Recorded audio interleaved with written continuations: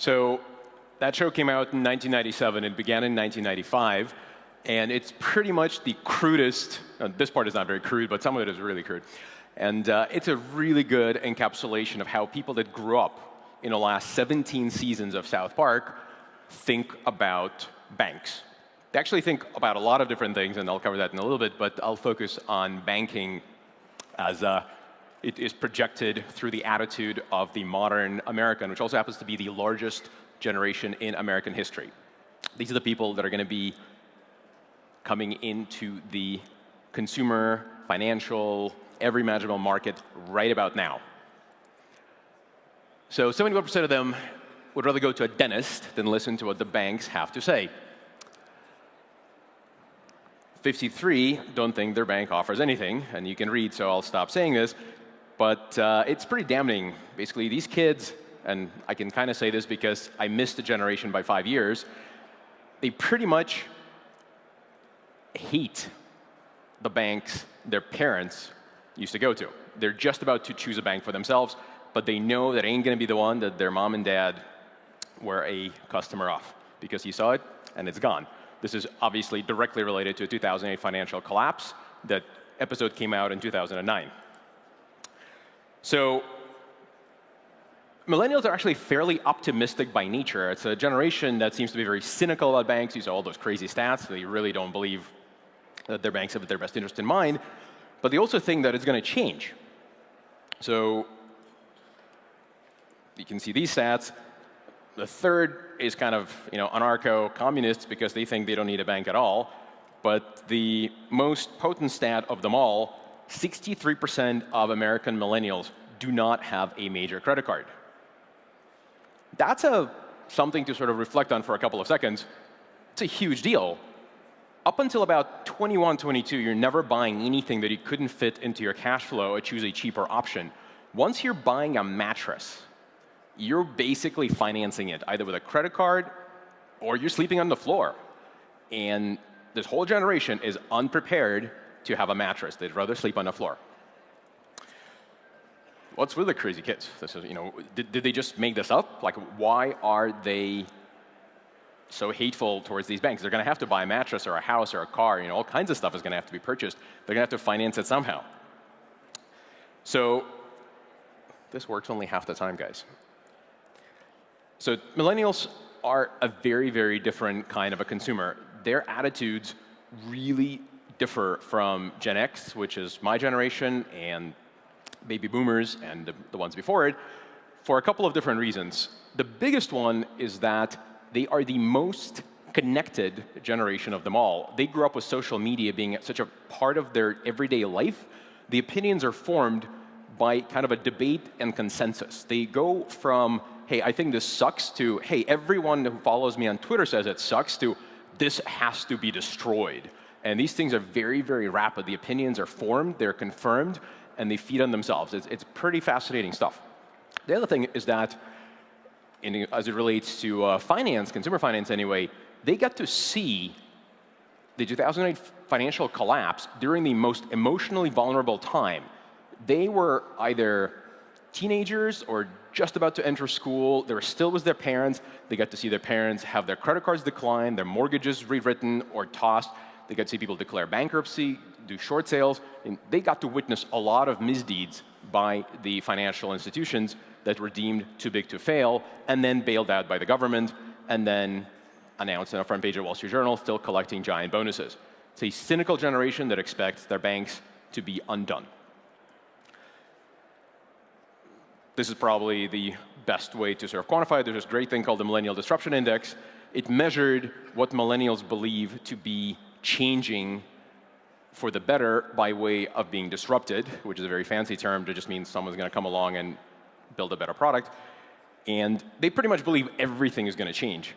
But banking is by far the one that they think is just going to go down and get rebuilt from the ground up. And there's another reason for it, and this is also from the front of newspapers. After 2008, 2009 financial collapse, the news and the social media were filled to the brim with stories of financial misdeeds. things that caused the 2008 financial collapse always feature a financial institution that somehow managed to survive and then got indicted, the government doling out punishment but not letting these companies go out of business. Millennials are not exactly thrilled about the free market operation of the financial infrastructure. They're also very technologically savvy. And so when they go and look for a job right after graduating college, this is my favorite screenshot of them all. This is a real-life, live careers page on a page of American Express. Probably the best surviving brand. This is the bank that didn't get maligned in the press. They generally did okay. They're not listed as countrywide or one of these true scandals. They're hiring right now an exciting opportunity in COBOL, except 70% of computer science departments worldwide do not even teach COBOL. The top 10 computer science departments do not offer COBOL pretty much in any form. So I guarantee you, people going straight out of school to work for Amex to write some awesome COBOL code are not from the top 10 computer science departments.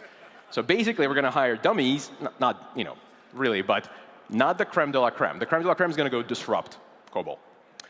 And since I'm doling out punishment here myself, I'm going to beat up on myself a little while as well. So that's PayPal, which I had a little bit to do with. See the little rounded part, it says CGI bin. CGI bin stands for Common Gateway Interface. That was the original way to make web executable. Up until a certain point, you couldn't write code that actually would make real-time websites. With CGI bin introduced in 1994, standardized in 1997, the year I graduated college. I left school going, CGI bin is how you make websites. 1999 is when we started PayPal, or late 98. I used CGI bin because that's what I went to school with. This is from yesterday. They're still using it. It's obsolete. It's been obsolete for about a decade. So in the millennial mind, too big to innovate actually is the projection of too big to fail. They should fail, and someone's going to blow them up. It creates opportunity. So what does the bank for the millennial look like? What is this product that these people are actually going to respond to and not be cynical about and adopt and sort of take as their own? So here's one imaginary product. So cash management done right. When you get a direct deposit into your bank, it should just say, hey, we're going to invest this for you. Like, no one needs to log into their bank account to move a little money into an investment account, save or invest or whatever. It's pretty damn obvious, but yet, it's not done.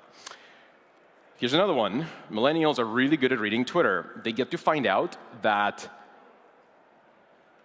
Target or in any one of the most recent security breaches just impacted 76 million credit cards. What they really need to know is your card, which is always a public list, hasn't been ripped off. So these are pretty obvious features that your traditional financial institution should be able to just put together in a couple of heartbeats, but it's never happened.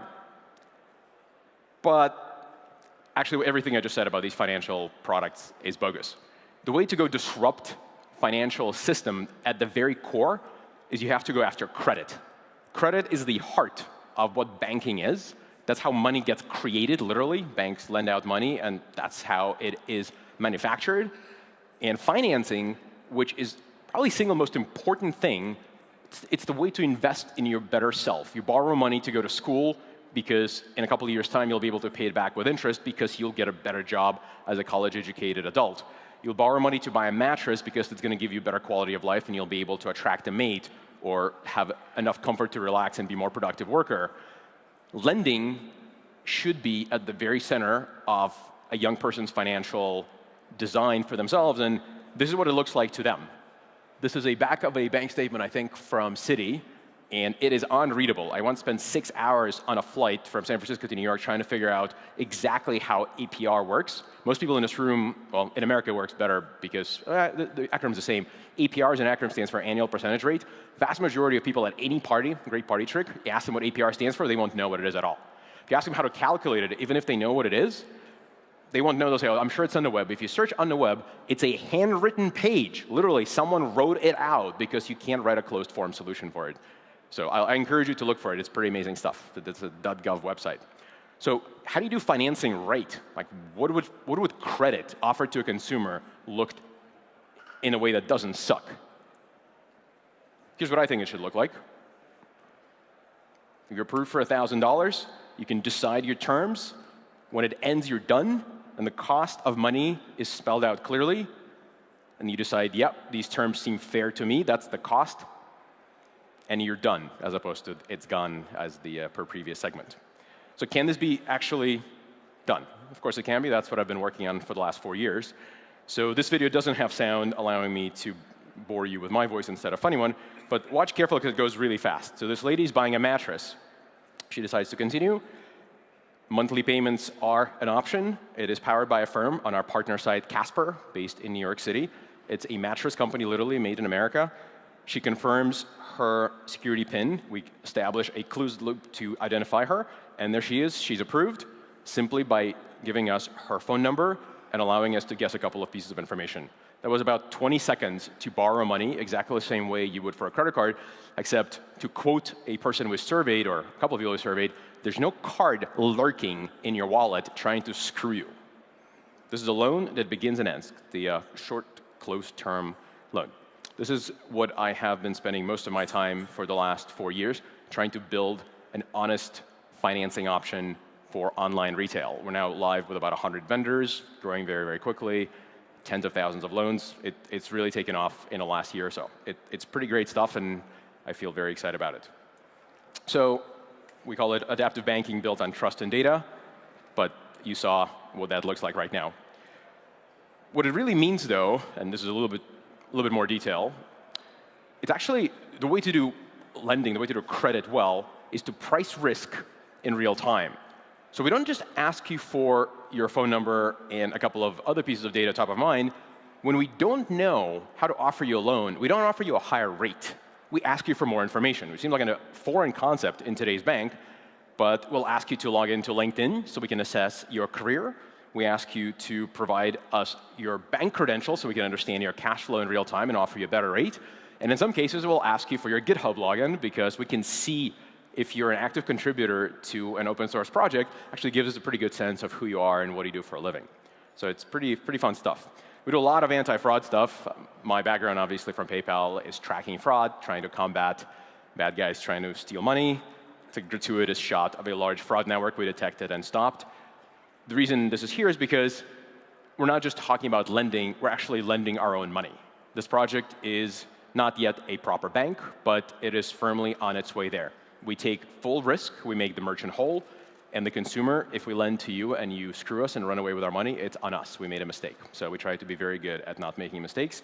To do this, we have all kinds of really exciting sounding buzzwords with machine learning and network fraud detection, which I won't bore you with, but that's where data comes in. I believe very firmly that you can build the bank of the future with data, because surely today all the data processed by real banks is done by COBOL on DB2 and System 360, which came out before I was born. And I was born a while ago. So what does it mean? So what is the business here? You make more loans, you make some mistakes, you capture more data, you understand what it is that you knew and didn't know about the kind of person you're dealing with. You get better at underwriting. As you get better at underwriting, you lose more money to people where you made a mistake. You offer better rates. The goal is to drive the rates as low as possible. The way you become competitive as a lender, you offer the best deal in town.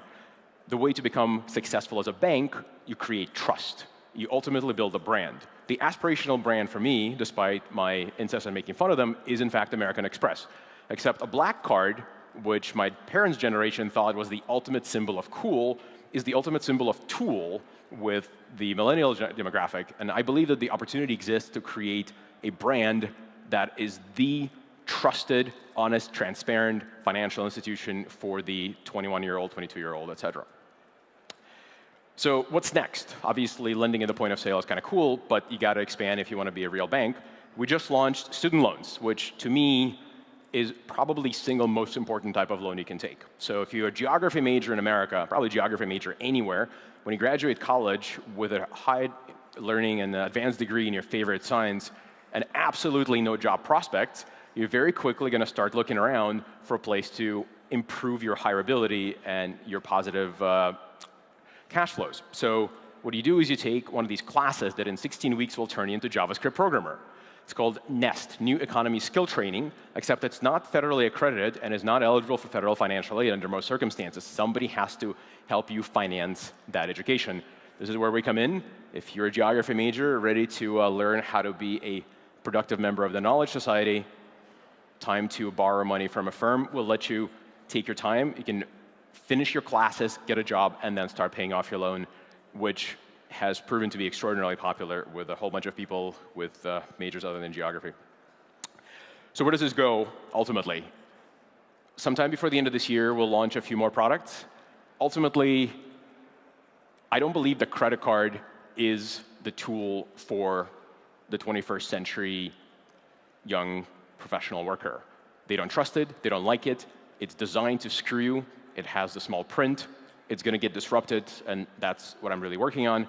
There are many, many, many more ways to take data, behavior, knowledge, information, everything that comes along by the switch from analog to digital, and build something that's going to be amazing, trusted, well-liked, and ultimately survives the next macroeconomic shakeup like 2008. So that's what I've been busy. As I said, normally I don't spend too much time beating my chest about my personal projects, but this has gone from a sideline thing to a big thing to a main thing to now my full-time job. So I'm proud to tell you about it, and thank you.